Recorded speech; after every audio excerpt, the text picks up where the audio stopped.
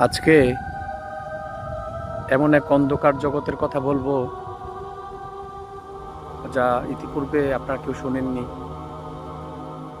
গা ছমছম করা সে গল্পটি, সে ভূতের গল্পটি, হরর মুভি কাহিনীটি আজকে আমাদের সাথে শেয়ার করবে হচ্ছে আমাদের এক ছোট ভাই, যে অনেক দিন ধরে আমার চ্যানেলে বারবারই বলতেছে, ভাইয়া আমার একটা গল্প আমি শেয়ার করতে চাই আপনাদের মধ্যে। কিসে গল্প আর কিসে এই গল্পের মধ্যে রহস্য, আর তার জীবনে কি কি বা ঘটেছিল সেটা নিয়ে আজকে আমরা জানবো। তো চলুন দেরি না করে আমরা চলে যাই ডাইরেক্ট সোহেল মিয়াজি ভাইয়ের কাছে, যিনি যিনি আজকে এই গল্পটা বলতে চায়। মিয়াজি ভাই উনি ক্যামেরার সামনাসামনি আসতে চাচ্ছেন না, তো আমরা দূর থেকেই ওনার কথাগুলো শুনবো। কি ঘটেছিল সেদিন? মিয়াজি ভাই আপনি বলুন, যেহেতু আপনি কথা সামনাসামনি আসতে চাচ্ছেন না, বলুন, জি, আপনার পরিচয় দেন আগে। আসসালামু আলাইকুম। আমি সোহেল।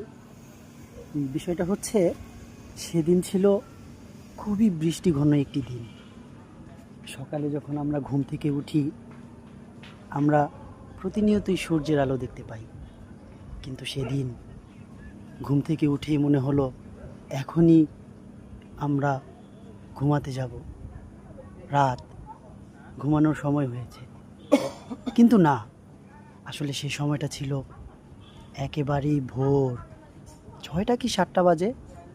আকাশে এমন কালো অন্ধকার, যেটা আমরা কেউ কখনো দেখতে চাইনি, ভাবতেও পারিনি।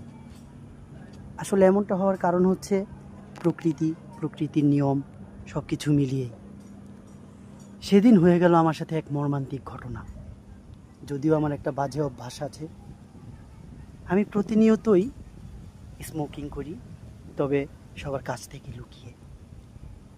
আমার এই আবহাওয়া, এই সৌন্দর্য, বৃষ্টি সব কিছুই খুব মোটামুটি ভালো লাগে।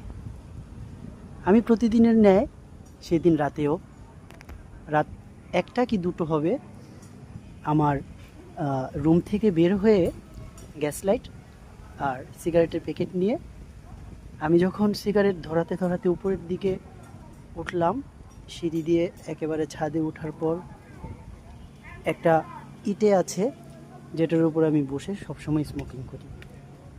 হ্যাঁ, আমার ছাদের বর্ণনাটা আপনাদেরকে দেওয়া উচিত। আমার ছাদের ডান পাশে, একেবারেই ডান পাশ থেকে খোলা আবহাওয়া, আপনার